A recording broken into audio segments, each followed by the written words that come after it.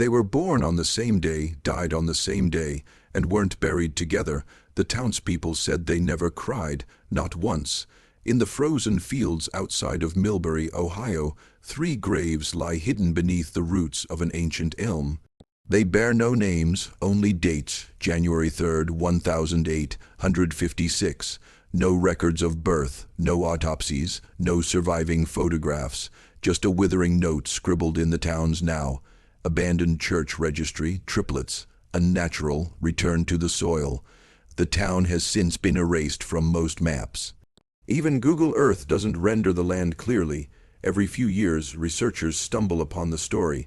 They think they've found a hoax until the same thing happens. Equipment malfunctions, witnesses vanish, and the town's historical society sends a cease and desist, always citing family privacy. But what family and what exactly did they want to keep buried? This isn't just about 3 children who died mysteriously. This is about the lie they were born into, the institution that created them, and the ritual that has never stopped. Welcome to the macabre mystery of the Triplets. Millbury wasn't a bustling frontier settlement. It was a controlled one, founded in 1829 by a silent religious sect calling themselves the Keepers of the Fold. The town existed almost entirely off-grid. No official post office, no school, no elected officials, just a church, a boarding home for children born under hardship, and 26 brick houses aligned in a perfect octagonal pattern, just like the symbols found etched into ancient ritual circles across Eastern Europe. Visitors rarely entered, and if they did, they were encouraged to move along. Census takers, journalists, even traveling merchants reported an eerie sameness in Millbury. Every house had its shutters closed. Every child was thin, pale, and whisper quiet, and the adults, they never seemed to age. When the Triplets were born in early January 1856, the town clock tower, normally kept in meticulous repair, stopped at 3:03 a.m. It never ticked again. What was this place, really? Why did no one ever leave? Why was there no cemetery? Just one patch of dead grass in the shadow of the church. Something in Millbury had been waiting to be born. And when the Triplets arrived, it was. Her name was Annelies Bell. She was the only midwife for 30 miles, summoned on horseback from Genoa when the mother went into labor. She arrived 2 hours late, disoriented and trembling. The horses refused to pass the tree line into Millbury.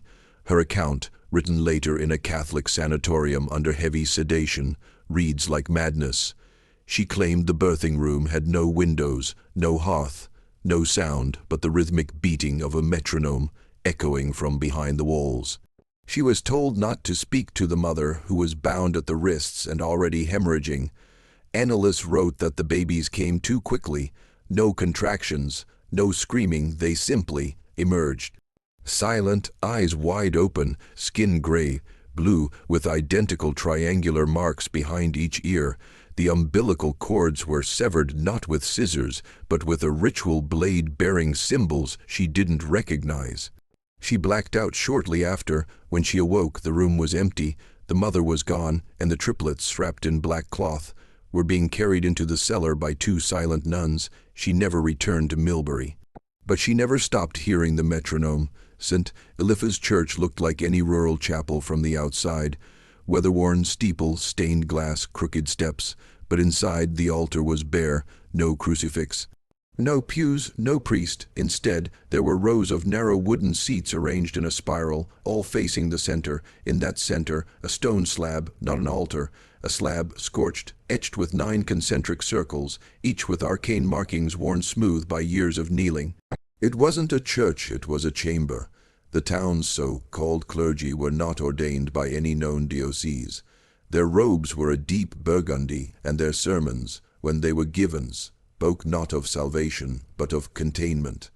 They prayed not to something, but against it. Records from escaped townsfolk, most of whom disappeared within weeks, hinted at rituals held during eclipses. The townspeople would gather in the spiral seats, and from below the slab came chanting, not in Latin, not in English, something older. The Triplets were baptized here, not in water, not in oil. Whatever Millbury worshipped, it wasn't God and those children. They weren't being blessed, They were being marked. The institution was called the Millbury Home for the Unclaimed and Unfit. Locals in neighboring counties just called it the Home. It was a place for orphan children, yes, but no one ever saw them arrive. There were no adoption records, no train logs, no names filed with the county. Just a single ledger, found decades later in the wreckage after a fire. It listed only numbers, not names, not birthdays, just dates of intake and a single word per child: quiet, screams, resistant, obedient. Beside the date January 3rd, 1856, 3 entries appear side by side. 003-03A, silent. 003-03B, watches. 003-03C, mimics. Each was assigned to a different building within the orphanage grounds. No photographs exist, but strange entries begin showing up in the months after their arrival. Staff turnover accelerated. 6 resignations. Room 12 keeps locking from the inside. Father Welkin won't go near the north wing. 003-03C spoke in perfect voice of headmaster's wife. She's been dead 4 years. The ledger ends abruptly with a final line: keep them separated until the rhythm aligns again. Her name was never recorded. No marriage certificate, no birth registry, no family traced. She was simply called the mother of the 3. Some whispered she had arrived in Millbury only weeks before giving birth, dragged in on a snow-covered cart by 2 hooded women. Others claimed she'd always been there, but no one had ever heard her speak. One witness, a traveling tinsmith who briefly took shelter in Millbury that winter, described her as not quite present. He saw her standing barefoot in the snow outside St. Eliphas Church, eyes fixed on nothing, thin, hair matted with ash, lips moving silently in prayer or madness. After the birth, she was never seen again, but in the cellar of the Millbury home, behind a false wall in the laundry wing, investigators decades later found a locked iron cot. Chains still bolted to the floor, a strip of cloth stuffed between the bars, soaked in what was likely chloroform. Above the cot, scratched into stone, was a phrase repeated over and over: "They took my voice to give them theirs." Who was she? A vessel, a prisoner, a sacrifice, and more importantly, was she ever meant to survive? Millbury kept no music, no bells, no laughter, but always, beneath everything, there was a faint, irregular thump. Survivors described it as a low, syncopated rhythm, like a heartbeat, but not quite. It pulsed through the walls of the orphanage, hummed beneath the pewless church, echoed in the minds of the triplets. When separated, the children were quiet, unnerving, but tolerable. When brought near each other, even across separate floors, the rhythm would intensify. Staff developed nosebleeds, clocks stopped, rats fled the premises. One nun reportedly vomited black fluid and muttered in a forgotten dialect for 3 hours straight. Doctors from Toledo were called. One described a shared neurological disturbance, amplified by proximity. Another refused to enter the north wing again, saying, "They make your thoughts not your own," so they were kept apart at all costs. Until one night in 1861, when a fire swept through the west wing. Smoke alarms never rang. Firefighters arrived too late. The 3 children, now 5 years old, were found standing together in the ashes, unburned, eyes closed, swaying in perfect unison to that same rhythm. From that night forward, the church bell, long silent, began ringing again, but no one was pulling the rope. After the fire, strange vanishings plagued the region. It began with the headmaster of the orphanage, Father Welkin, last seen locking his office door from the inside. When they forced it open, the room was empty, save for his coat, hat, and boots, neatly arranged in the center, as if he'd evaporated. Then the groundskeeper, then 2 nurses, then 3 children, all from separate wings, all gone within a week. No signs of struggle, no broken windows, just a thick, oily residue left on their bed sheets and a faint, musky scent described as earth after lightning. One girl, Mary, Ellen Griggs, age 9, survived long enough to be found wandering barefoot in the woods, eyes rolled back, whispering, "They walk in me now, I dreamed them real."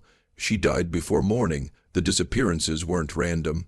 They radiated outward, always in threes, first inside the orphanage, then across Millbury, then the surrounding farms, 33 people gone by year's end, and at the center of every triangle plotted on the map.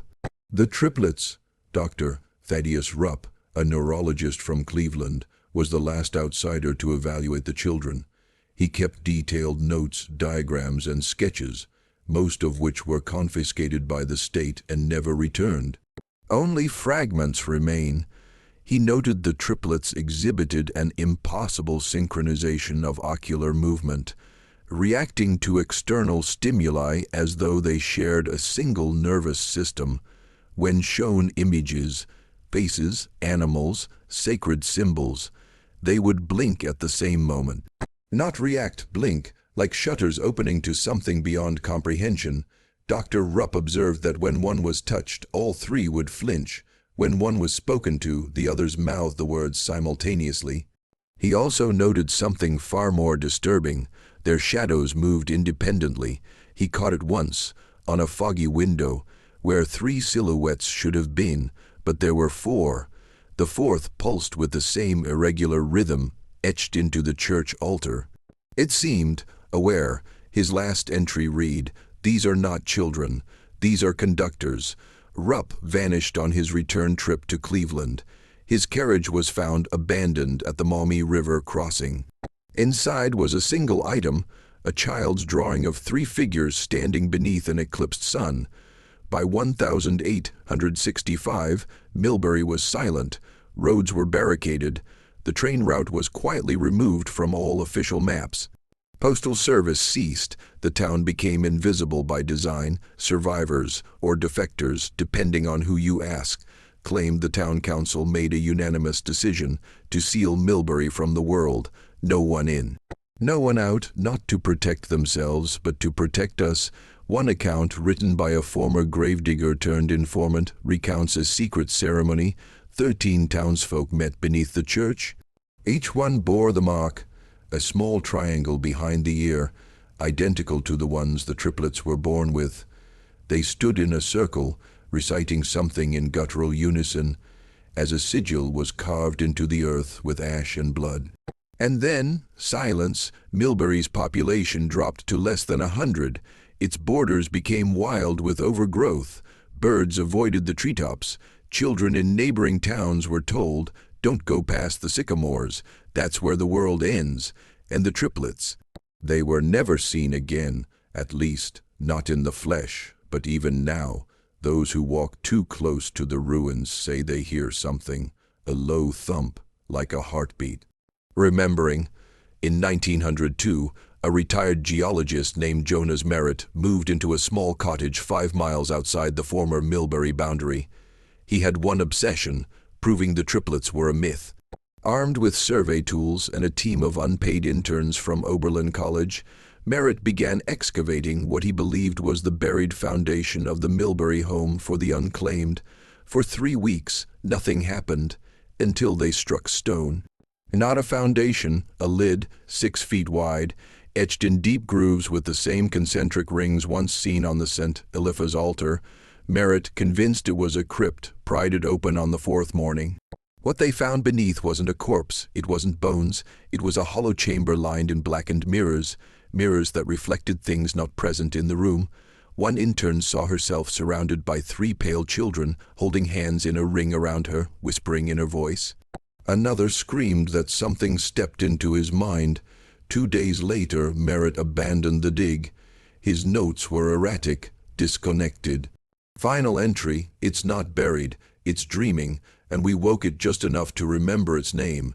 In 1911, an archivist named Beatrice Calloway received a locked crate from the Diocese of Cleveland. Inside were 12 sealed letters, all dated between 1855 and 1865, marked with the Millbury parish crest, a lamb pierced by 3 arrows. Beatrice, known for her obsessive record keeping, broke protocol. She read all 12. What she found terrified her so deeply, she left the church, changed her name, and moved to Montana.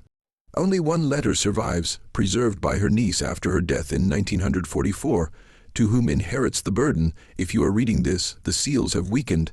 They must never reunite. The blood was wrong. The birth was not human. We made a vessel, but it was shared. The mother was the gate. Triplets are not three. They are one, and it waits inside the false division. Each child is a tether. Each disappearance was a pulling. If they ever find each other again in flesh, we will all be brought inward. Seal the church, burn the ledger, shatter the slab, and if you hear the rhythm, run. Below the signature in faded red, God never made them, he only watched. By the 1920s, the land once known as Millbury had become feral, roads overgrown, the buildings collapsed or swallowed by vines. But one thing remained, the sound. A team from the University of Cincinnati sent field recorders into the area to test early seismic sensors. They expected silence. Instead, they found a pulse, measurable, consistent.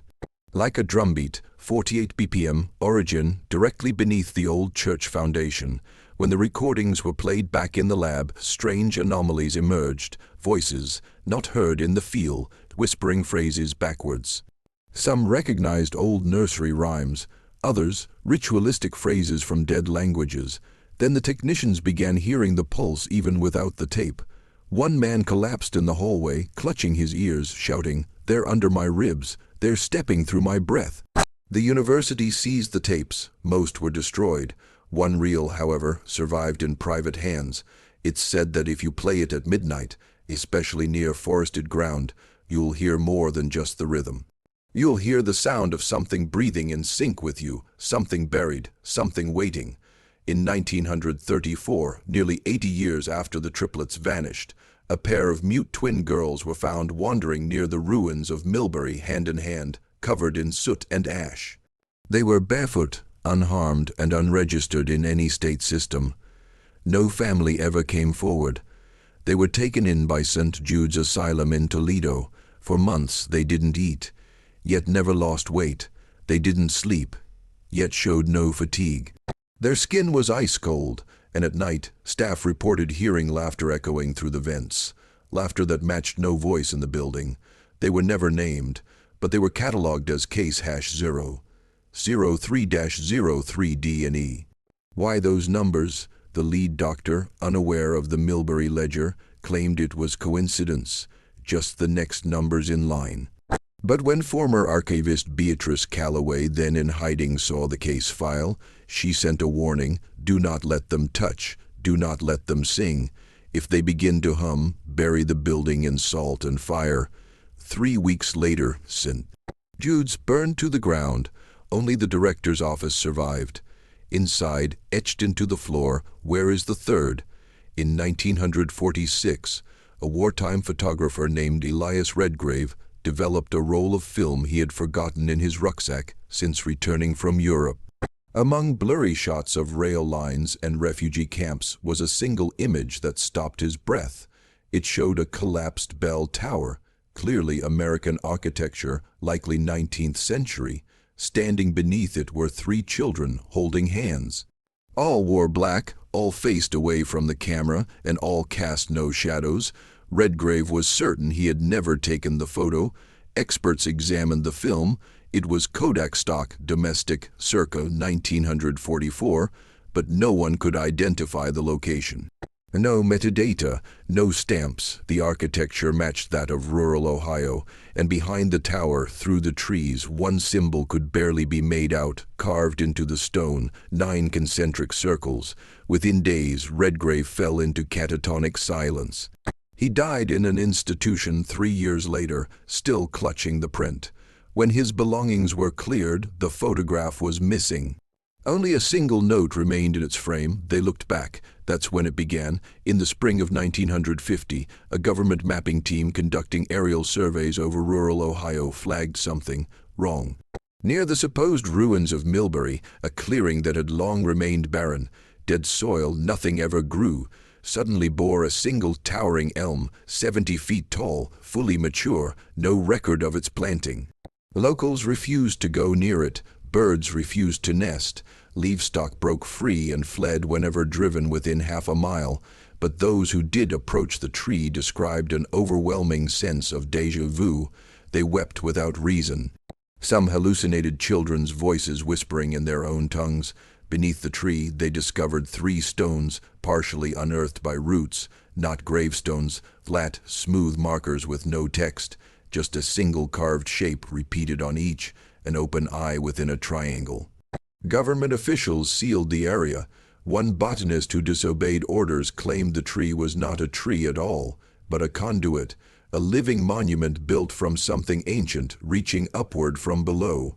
He vanished a week later. His last letter ended with a single sentence. It bloomed the day the rhythm reached the sky. From 1950 onward, a new pattern began to emerge, one not confined to Ohio, triplets. Identical, born in separate states, always on January 3rd, always between 3:02 and 3:04 a.m., none related, none explainable. They were called repeaters by fringe researchers. Some were adopted, some institutionalized. But every case followed the same arc: unnatural silence, synchronized behavior, psychic phenomena, and, if allowed to stay together, unpredictable tragedy. In one documented case, a trio in Vermont stared at a teacher for 10 uninterrupted minutes. The teacher's heart stopped without cause, no signs of trauma. She was 28. Another case in Utah, the triplets sang in reverse, until all local dogs began to howl for 11 straight minutes. The children had no recollection, nor did they speak again. Each time, the children were eventually separated by government orders, quietly, under fabricated charges or sudden foster removals. It became policy: do not let the repeaters reunite. But questions remained: who was enforcing this? What department? What authority? And most disturbing of all, what happens if one day they do reunite? In 1952, a letter surfaced from deep within the Vatican's suppressed archives. It was unsigned but bore the wax seal of the Congregation for the Doctrine of the Faith, the body responsible for handling demonic or anomalous events. The letter was addressed to all diocesan overseers, North American territories, and marked sub rosa, forbidden from public view. It stated, an anomaly first recorded in 1856 persists. Trinitarian entities misclassified as human. Their existence threatens ontological integrity. Repeat manifestations suggest pattern, not coincidence. In the event of a repeater reunion, Protocol 9 must be executed without hesitation. Isolate, exercise, erase. God did not create the rhythm, He permits it. For now, it is a test not of faith, but of vigilance. The letter was leaked by a disillusioned cardinal before vanishing from all records. No media outlet covered it. The leak was debunked within days, but whistleblowers insist it was real, that the Church has known for nearly 100 years that the triplets were never children. They were symbols, not of life, not of death, but of arrival. It's said the rhythm has returned. Seismographs picked up tremors in early 2025 beneath the old Millbury site. Not tectonic, not weather-related, just pulsing. Locals have reported 3 children seen wandering near the ruins, again in black, always holding hands, always silent. Wildlife avoids them, photos blur them. One man tried to confront them. His dog turned on him moments later. The man has not spoken since. Digital frequencies near the site exhibit a strange behavior, low frequency humming at 48 BPM. It syncs with human heart rates, and when played back in labs, technicians report brief blackouts. Some swear they see things moving just beyond the periphery. A team of researchers tried entering the ruin site on the 169th anniversary, January 3, 2025. Their footage ends abruptly. Final image, 3 dark figures standing shoulder to shoulder. Their shadows stretching upward instead of out. If they are back, if the triplets have merged, then every effort to divide them has failed, and if the rhythm is no longer beneath us, it means it's moving through us.